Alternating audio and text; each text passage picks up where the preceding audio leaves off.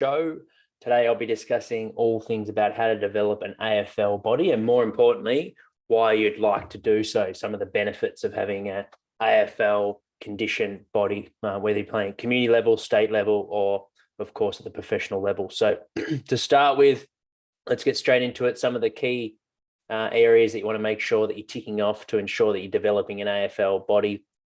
And that is, from a conditioning perspective, you're doing aerobic capacity work. So you're developing your critical speed over slow aerobic efforts around 60% of your heart rate. You're developing your threshold running. So efforts that feel quite hard on your cardiovascular system. So your heart rate will be around 90% of your max heart rate. So think of intervals like 400-meter efforts, 600-meter efforts, even using 200s, and you can do shorter rep running with lower rest periods, short recovery periods. So getting that heart rate up nice and high, close to our max. And then, of course, our repeat speed, and that's where we might start bringing in, like I talked about last week, using your anaerobic speed reserve, which we can easily work out by using your aerobic capacity test, which can be a 2K time trial, work out the average speed you're moving there, and then your max velocity, so the fastest pace that either your smartwatch or your GPS has picked up, and seeing the difference between the two, the range in between two, that's your speed reserve. We want to make sure that we're doing percentages upwards to 150%, so super maximal intensities there. And then the fourth key area from a conditioning point of view to ensure you're developing an AFL body that is resilient to be able to handle the demands of the game, but also perform at a high level week after week, is making sure you're getting regular sprint exposures at max velocity, so above 90% as a minimum, ideally getting regular exposure at 95% of your max. In programs that I've worked in the past, we'll try and hit that at least on a fortnightly cycle in season, and then on a weekly basis in preseason, which typically should happen in your match play drills or any of your open-ended game-like drills in football training, and or in warm-up or specific sprint sessions that you do from a conditioning point of view. So that's the conditioning side to develop an AFL body. The benefits will be around player availability. So by ticking off those key areas of the game, you'll be a more resilient body to be able to handle the demands of how you play, both from a volume point of view, so your distances that you cover with that critical speed aspect that I talked about, which is low intensity, threshold running when the game gets at its hardest, so those repeat efforts that you need to do and your heart rate gets really up, you're getting up and off the ground, you're tackling, you're fending people off, you're doing a hard sprint, you're then jogging back, so that continuous intermittent nature of the game. And then, of course, the high intensity work. So from a sprinting point of view, those chase down tackles, or where you're breaking away from the contest and you're moving at high speeds. That's all our conditioning point of view. For our more in close work, making sure you're working on your acceleration ability. So really being able to change direction at fast pace. You'll be doing at least 30 to upwards of 50, 60 efforts of those per game. So work on your first three steps. Also your ability to change direction, both laterally, so you might go a forward acceleration into a backwards pedal or need to pump on the brakes. So your deceleration ability at high speed, typically when the drills are more competitive in nature, like small-sided games and football-like contested drills, our decelerations can get upwards to 2 times more than the accelerations. Whereas if you're just doing non-competitive craft-like training, acceleration type training, we can have 3 times more accelerations than we have decels, because you're not doing that crash and bash nature of the of football. You're more working on your skill development. So making sure you're getting good deceleration mechanics. And of course, football is 360 degrees, so you need to be able to have good agility. So being able to react quickly to an opponent to evade them. You can be practicing your cutting steps, as well as your side shuffles, backwards pedaling, crossover step, being able to twist your hips really quickly and produce force through the ground at a fast rate. So that's something that's really, really important from a performance point of view, but also we want to condition those areas throughout the body for play availability, like I mentioned before. So if you're getting those regular hits this time of year in the off season, they'll help you transition into your training blocks, which for some of you might be as early as November 14th, it might be 21st November, or for some it might be early December or 28th of November. So you want to start ramping that up where 2 to 4 weeks away from training. And that is from a conditioning point of view, your energy system development. So I talked about a fair bit there. If you've got any questions for those tuning on Instagram about how to train those qualities, or for those watching on YouTube, feel free to send them through. But moving more into the, g'day Gus, good to see you tuning in, mate. Moving more to the strength and power side of things, it is obviously a contested game, so we want to make sure, and from an aesthetic point of view, for those that have clicked this link and you want to develop an AFL body, maybe you don't even play the football, but you just want to look like how the athletes look, rather than look like a bodybuilder or other type of athletes. You might want to look like an AFL footballer, which are naturally quite lean, and that athletic shape. That's where the strength and power program comes in. So typically we'll do our volume-based work to build muscle mass in higher sets and not in higher reps. So what I mean by that, at times you'll actually flip what a traditional bodybuilding session might look like, of, let's say, 4 sets of 8 to 12 reps.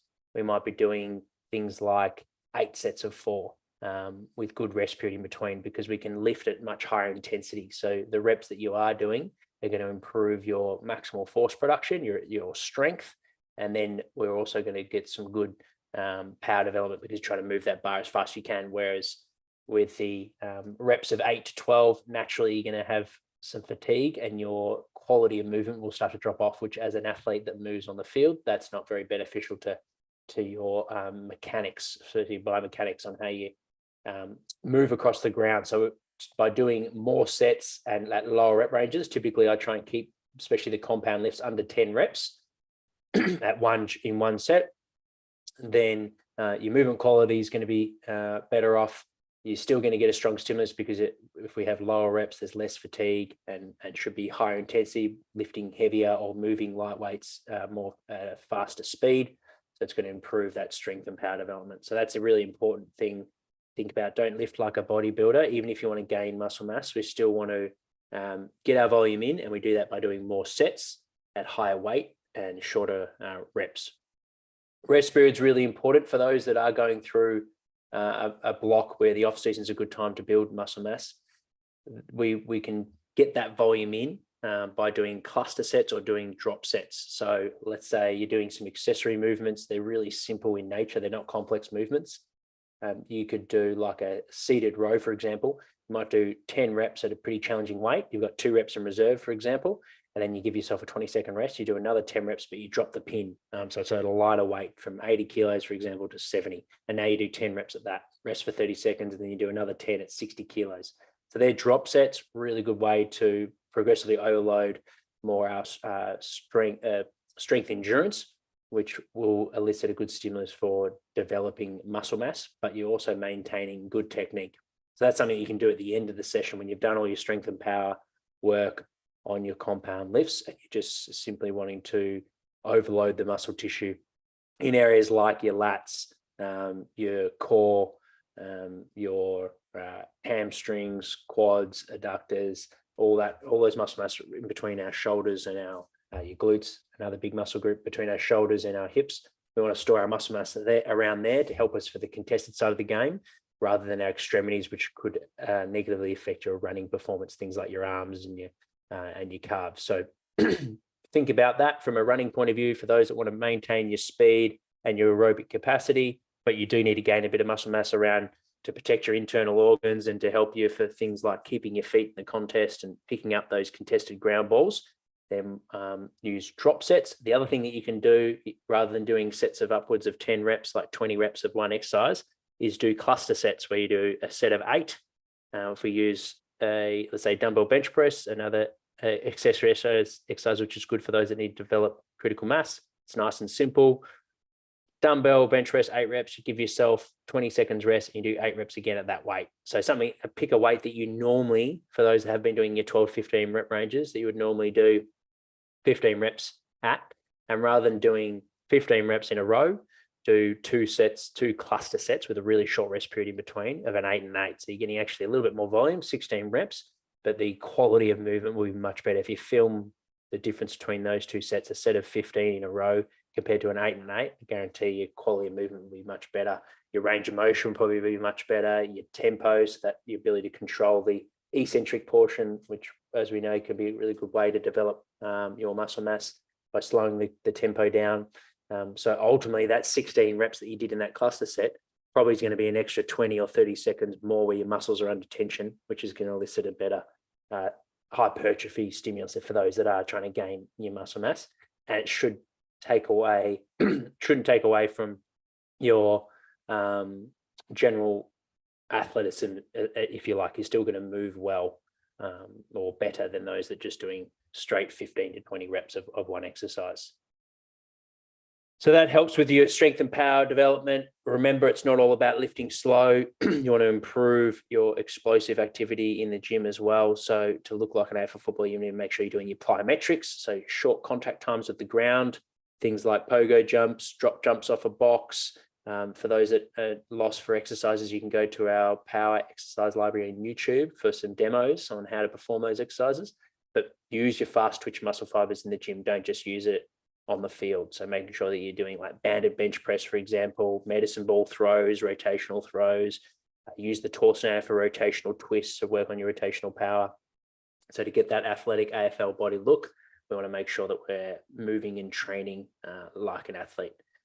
Obviously important for those playing football, but even for those that have clicked this presentation that just simply want to look like an athlete as well.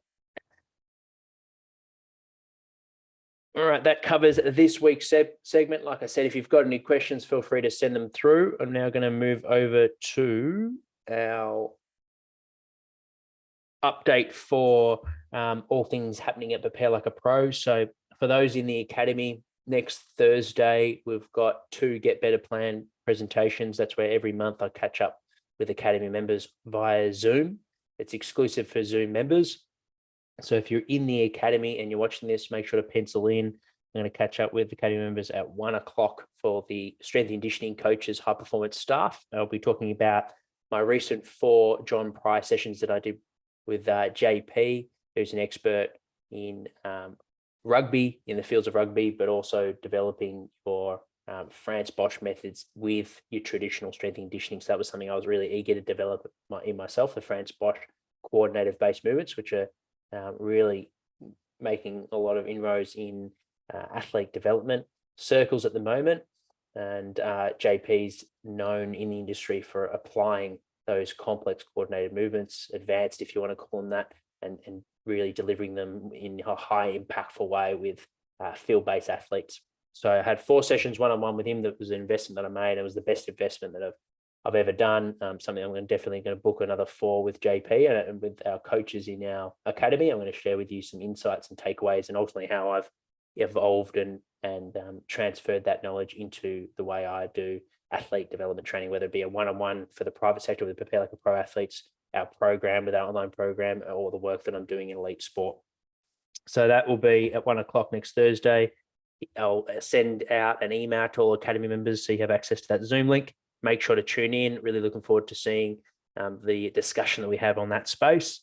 And then for the footballers in our academy, this month's Get Better Plan will be all about how to safely develop your athleticism for junior footballers. So we have a lot of junior footballers, or we have parents of junior footballers in the academy. So I want to make sure we tackle this concept. I know there's still a lot of fear and stigma around weight training with junior footballers, so between 12 and 16 years of age.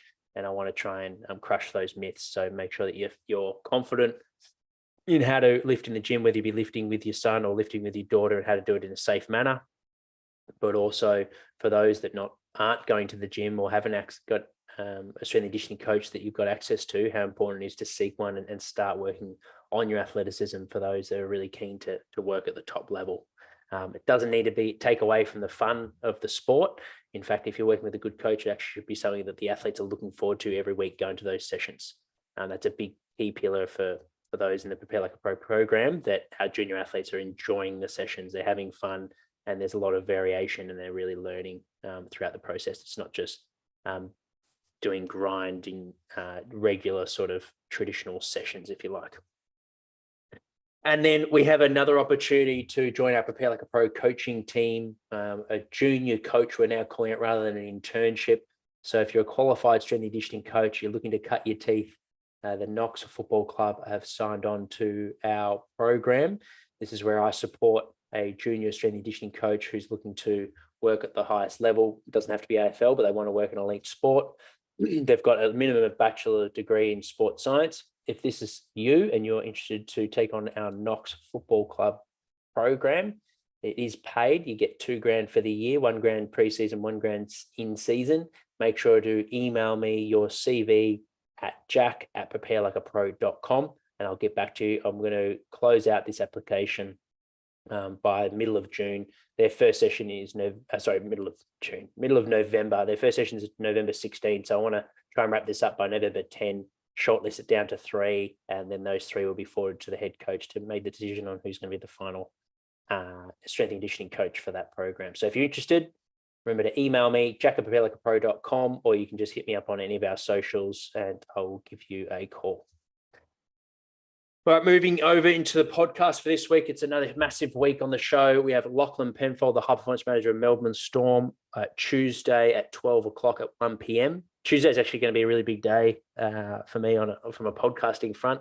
We've got Lachlan on Tuesday at 1 o'clock, which will be huge for any of the strength and conditioning coaches. Make sure to tune into that one live via our YouTube channel and send us any questions for Lachlan via our socials. And then I'm going on the Football Coach podcast from James Jock, who's the host there. And from my recent interview with Tyson Popplestein, he forwarded on James and I connected us. And I'm going to bring James on in the new year onto the Prepare Like a Pro podcast. And then I'm going on to the Football Coach podcast to talk about strength and conditioning at a community level to help coaches with their physical preparation training, but also to help footballers that listen to that podcast. So that will be at 3 o'clock on Tuesday.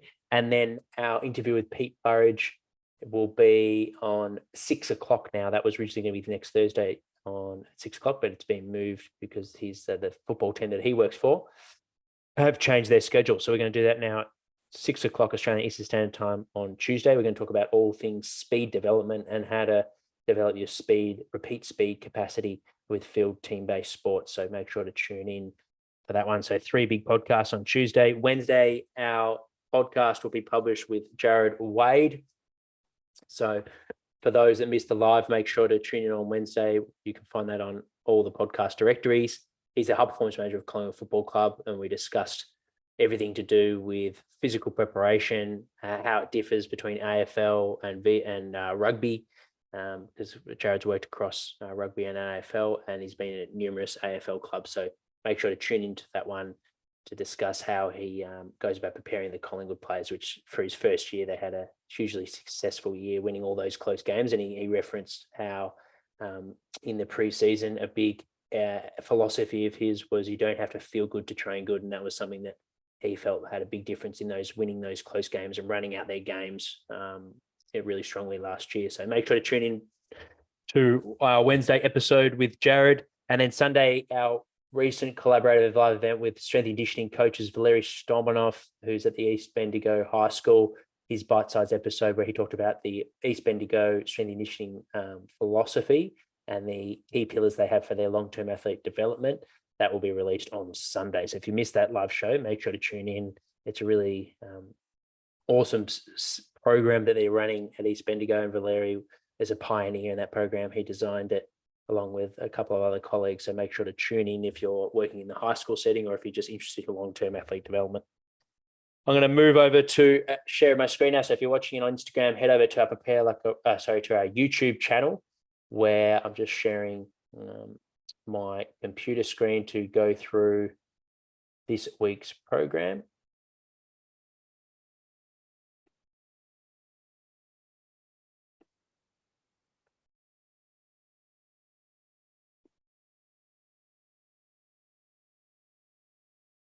Okay, so you can see that there. So we're really starting to ramp up our training volume at the moment, being 2 to 3 weeks away from returning to pre-season. And it's really important time to not only develop your maximum strength, but also your aerobic capacity, because 2K time trials aren't far away for those trialing out to getting into maybe your first VFL squad. Perhaps you're going to be your first AFL pre-season, or you just simply want to perform better with your 2K time trial to hit the ground running, making sure that you're doing the conditioning program as best as you can, but also at the same time, you're understanding that, like what Jared Way was talking about before, it's a great time to start building that resilience. So you don't need to feel good to train good is a good mantra to take on to this time of year. You don't have. It's not a time where we're trying to peak because there's no games. The games are very far away, so we want to make sure we're getting in that training load. And naturally, with this high volume work, you're going to feel fatigued. You're going to feel sore, and just think of that as your body getting better. That's your body sending signals to your body to improve. So obviously there's bad pain. We don't want to move through certain bad pain, like if you might be feeling a certain area in a tendon or a joint, make sure you get medical advice. But if you're feeling just general soreness or fatigue, it's a good time from a mental and physical point of view to build that resilience and learn how to work through that level of pain. So we've got into our key area, like I said, max strength. So therefore, we've got high volume with our compound lifts, the back squat, the bench press, and the trap bar deadlift. So you'll see the most amount of sets programs so far this year. So 7 sets of 4, and we're using percentage-based lifting. So for those new to the program, perhaps you've just joined the trial and you get a 2-week free trial if you listen to the podcast, and you haven't got any percentages in there. That's because we haven't got any training data off you yet. So just go build up to a heavy 4 where you probably have 2 reps in reserve in the last set, and that should be around 83%. So if you do that, then you'll then have percentages for your next week. We'll work out what your 1 rep max is from each session that you do. So that way we can do percentage-based lifting, which is just a really good way for us to control our loads and make sure that you're getting consistent stimulus and we're getting that training stimulus that we're looking for. Exercise selection-wise, there's not a huge amount of change. We'll just continue that theme of, with our injury mitigation work, progressively increasing the eccentric portion, so longer, slower holds with our stretches for those unilateral exercises like your single leg RDLs for the hamstrings, for example. There is some drop sets coming into the program soon as well, so make sure to keep an eye out for those. And from a conditioning point of view, we've got Monday, which is going to be basically more like a threshold type base session. So there's 2 of those now to really improve your 2K time trial running. So we've got Monday, Wednesday, we're working more on that threshold based work. So if you've got a heart rate strap it on, or if you're looking at your watch, we're going to try and be about 90% when you look at that chart at the end of the session of your max heart rate. And then on the Saturday, we've got a mixed phys session, so a bit of speed. You'll notice there's the football work. Continue to get those drills in. Try and start catching up with groups of people to make sure you can do football drills. That's really important to get similar movement patterns that you would in football. Wear the football boots. Try and mimic basically your football training session as best as you can. So your hips, your feet have gone through similar loads. So you're going to transition really well back to training and ultimately be able to show the coaches that you're in great shape. You're not just in good 2K shape, you're actually really footy fit. And that comes down to doing lots of different kicks.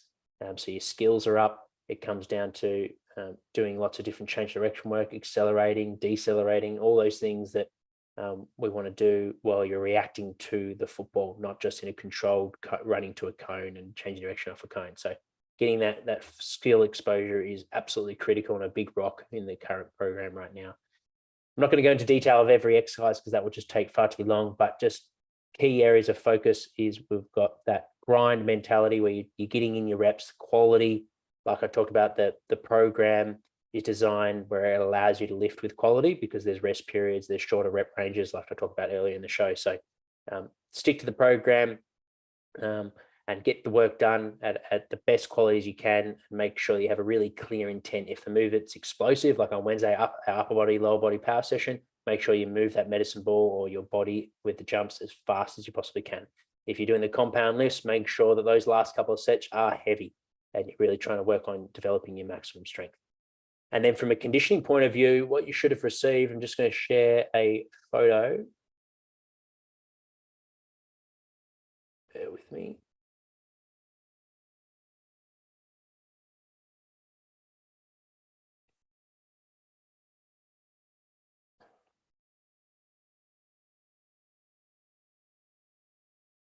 here. So everyone should have received these running times.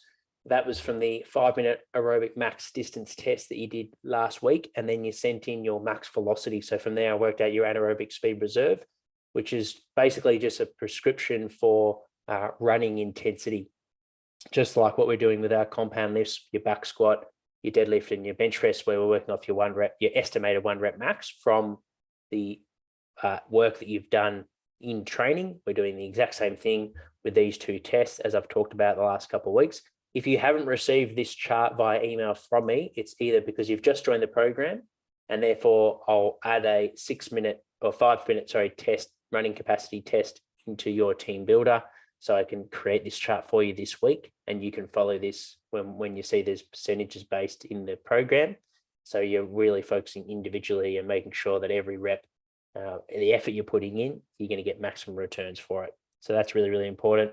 The way it works is at the top, you'll have the distances. So let's say if we look at the middle here, 100 meters for this particular athlete, if they're running 100 meters and the program says do 5 sets at 100%, so a threshold pace, they're completing that 100 meters in 18 seconds. And then the program will let you know you've probably got a 1-to-1 rec to rest ratio with your threshold work. So it'll say 18 seconds on, 20 seconds off, for example, 5 reps. That's how you follow the chart. So unfortunately, Team Builder doesn't take into account anaerobic speed reserve. So we'll have to go on about it this way.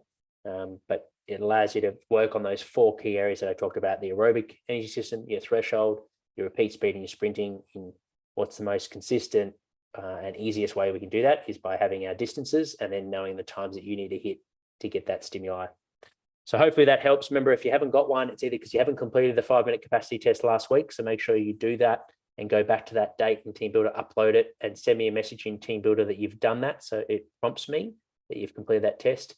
And yeah, get in contact if you're not sure why you haven't got this test, and we'll make sure that I'll hook you up with this awesome calendar so you can really work on developing your conditioning before you get into preseason training. It's also good for when you get back to club training, where it's obviously large groups and we can't have this individual focus. You'll be running in your pods, which is good fun, running with your teammates, but you can have these in mind. So if you know that the strength and conditioning coach that's working with you at your footy club is trying to work on aerobic stimulus and you're doing 200s, then you know you've got a 90% for you should feel like for this athlete would be around 42 seconds. Yeah. Whereas if you're trying to hit your 100%, you might be aiming for 36 seconds. So you'll start to get familiar with your times and where you should be hitting on how you're feeling that day and what the focus is for that running block.